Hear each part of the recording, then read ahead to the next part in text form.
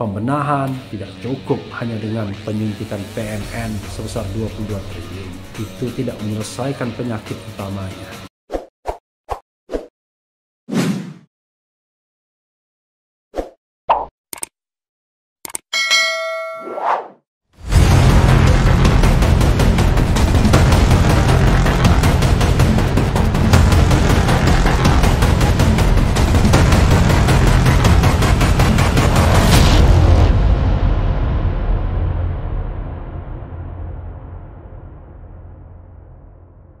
Assalamualaikum warahmatullahi wabarakatuh, Sobat RH sekalian. Jumpa lagi kita di channel yang keren ini, Keren Cadas. Saya masih berada di kota Palembang, di tempat saya menginap. Ini sudah lebih dari pukul, udah hampir subuh, tapi kita tetap akan berita yang ngeri-ngeri sedap ini. Ada berita soal Jiwasraya akan disuntik 22 triliun setelah dirampok. Wah, dibilang begitu ya. Kita bacakan berita dari cnbc.com. Sah pemerintah suntik Jiwasraya 22 triliun rupiah setelah dirampok. Jakarta, CNBC Indonesia. Pemerintah bakal menyuntikkan dana senilai total 22 triliun rupiah untuk penyelamatan PT Asuransi Jiwasraya Persero mulai tahun depan. 22 triliun luar biasa ya. Dana tersebut akan disuntikkan melalui penyertaan modal negara PMN secara bertahap. Pada 2021 akan diberikan PMN senilai 12 triliun rupiah dan 10 triliun pada tahun berikutnya. Hal ini diputuskan dalam rapat panitia kerja antara Komisi 6 DPR RI dengan Kementerian Badan Usaha Milik Negara, Manajemen Jiwasraya, dan PT Bahana Pembinaan Usaha Indonesia (BPUI). Dana ini akan digunakan untuk penyetoran modal pembentukan perusahaan baru, yaitu IFG Life, yang akan berada di bawah holding asuransi BUMN, yaitu BPUI. Perusahaan ini nantinya akan digunakan untuk menampung seluruh nasabah Jiwasraya yang telah direstrukturisasi polisnya, baik itu nasabah tradisional dan saving plan, kalau baik itu maupun ya. Dalam usaha melaksanakan restrukturisasi tersebut akan diberikan penambahan modal kepada BPUI sebesar yang diajukan akan dibahas 12 triliun rupiah pada tahun anggaran 2021 untuk tahap pertama, kemudian 10 triliun rupiah pada tahun 2022, kata Arya Bima, Ketua Rapat Panja Asuransi Jiwasraya di kawasan DPR RI, Kamis 1 Oktober 2020. Ini Arya Bima ya, itu dari PDIP. Kalau Bima Arya, Wali Kota Bogor, beda ya. Wakil Menteri 2 BUMN Kartika Wiryaatmaja mengatakan Kementerian dan Manajemen Jiwasraya akan mulai memberikan opsi untuk restrukturisasi kepada nasabah mulai November nanti.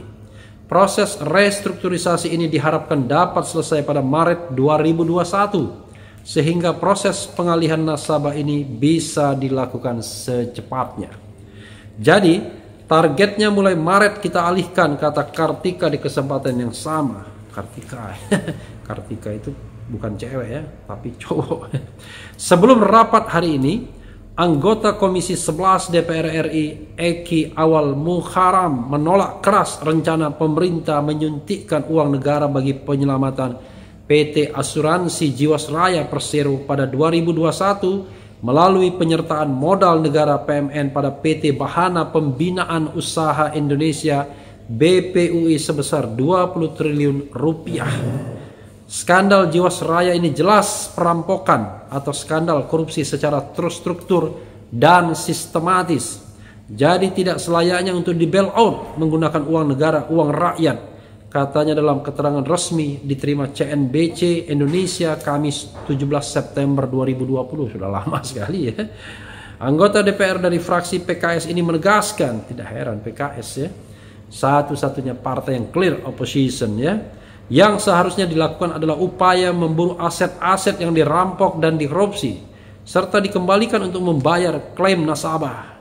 Penegak hukum dan pemerintah dengan berbagai perangkatnya sangat bisa untuk melakukan itu jika sungguh-sungguh. Jadi tidak harus gunakan uang negara, uang rakyat. Uang rakyat sebaiknya fokus untuk pemulihan ekonomi dan dampak COVID-19. Tegas anggota DPR dari Dapil Jabar 3 ini. Ya, sobat era sekalian, skandal Jiwasraya ini adalah skandal besar. Saya tidak mengikuti secara detail ya, karena ini soal-soal yang terkait dengan ekonomi. Tapi beberapa selentingan memang menyebutkan ini adalah skandal permainan yang terkait dengan kepentingan-kepentingan atau agenda politik besar pemilu. Ya, pemilu itu kan ada pemilu legislatif, ada pemilihan presiden dan wakil presiden ya. Jadi kita tahu bahwa biaya politik, biaya pemilu, kampanye pemilu itu besarnya minta ampun. Dan di Indonesia kita tidak punya tradisi di mana individu-individu menyumbang, bergotong royong untuk partai politik maupun calon-calon presiden dan wakil presiden. Nyatanya yang terjadi adalah para konglomerat memberikan sumbangan kepada partai atau calon presiden dan wakil presiden. Kalau tidak cukup, ya dicarikan alternatif lain dalam tanda kutip ya. Dan kalau kita bicara tentang sumber keuangan, apalagi kalau bukan BUMN yang punya duit banyak. Saya berkali-kali mengatakan dalam berbagai kesempatan di channel ini juga, BUMN kita tidak pernah akan menjadi BUMN yang profesional kalau selalu diganduli oleh kepentingan politik, terutama kepentingan politik elektoral. Karena itu sobat era sekalian, dua hal yang harus dilakukan. Pertama, hentikan politisasi BUMN. Apalagi penggerukan BUMN untuk kepentingan-kepentingan biaya politik, termasuk biaya pemilu. Yang kedua adalah murahkan dan mudahkan biaya pemilu, terutama kampanye pemilu.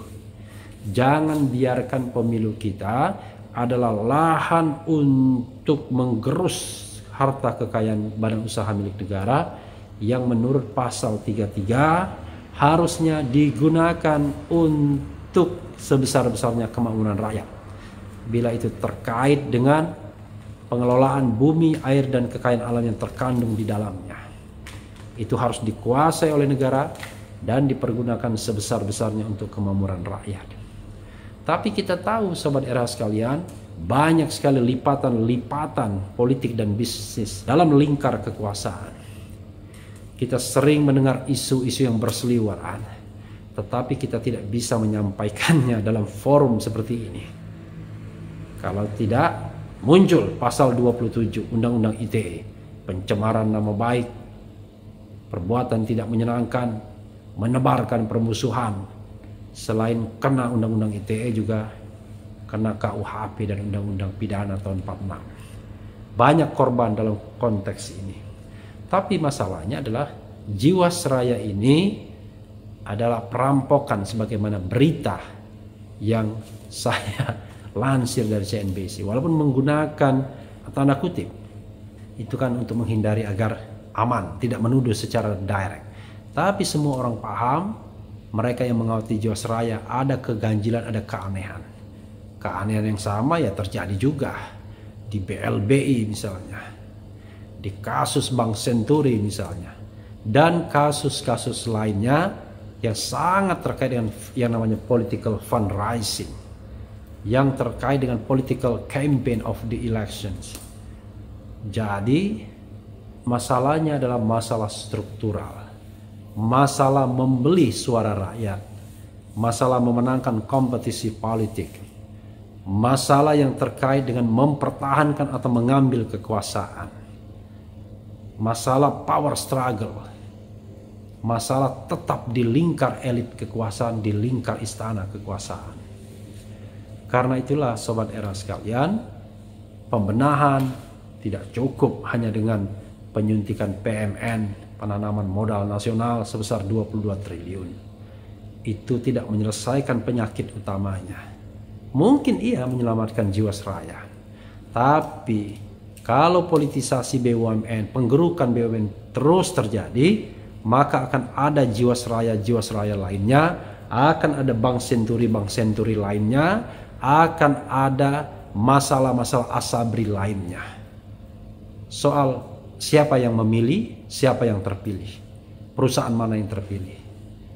Mudah-mudahan sebenarnya saya berharap ketika tampuk kepemimpinan BUMN berada di seorang profesional seperti Erick Thohir, dia mampu menghindarkan dari jebakan atau jeratan politik dalam banyak hal. Tetapi saya sadar akhirnya semua bergantung kepada kemauan seorang presiden. Sebagai primus inter pares, sebagai orang nomor satu, sebagai orang yang paling berkuasa untuk menentukan haluan kemana BUMN akan dilabuhkan. Tetapi ketika konflik kepentingan atau konflik of interest itu sendiri terkait dengan orang nomor satu misalnya, terkait dengan lingkar kekuasaan atau lingkar istana misalnya, maka susah bagi kita untuk melihat perbaikan-perbaikan itu dalam era pemerintahan saat ini. Karena mereka adalah part of problem, bukan part of solution. Mereka adalah bagian dari masalah, bukan dari atau bagian dari menjawab masalah.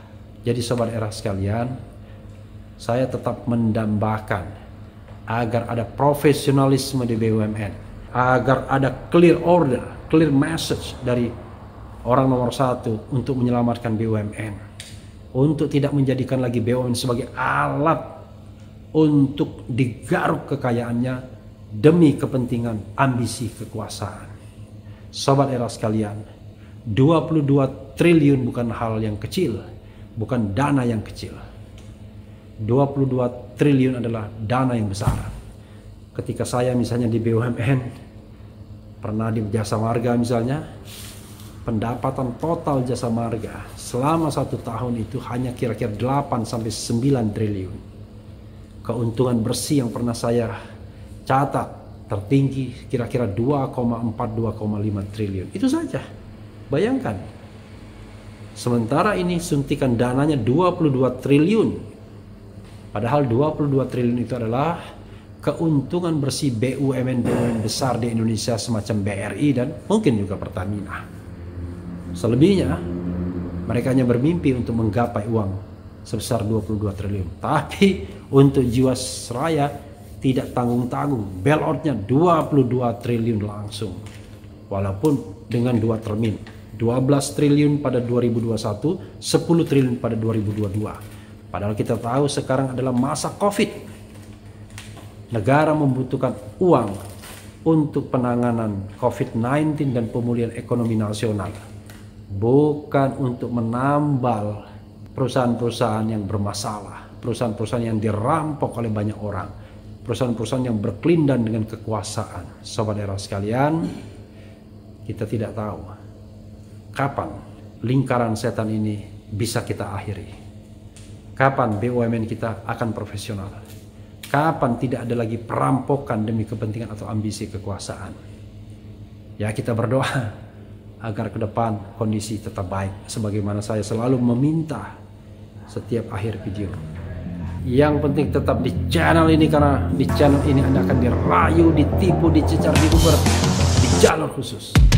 Karena channel ini adalah channel yang mengancam, memeras dan membunuh.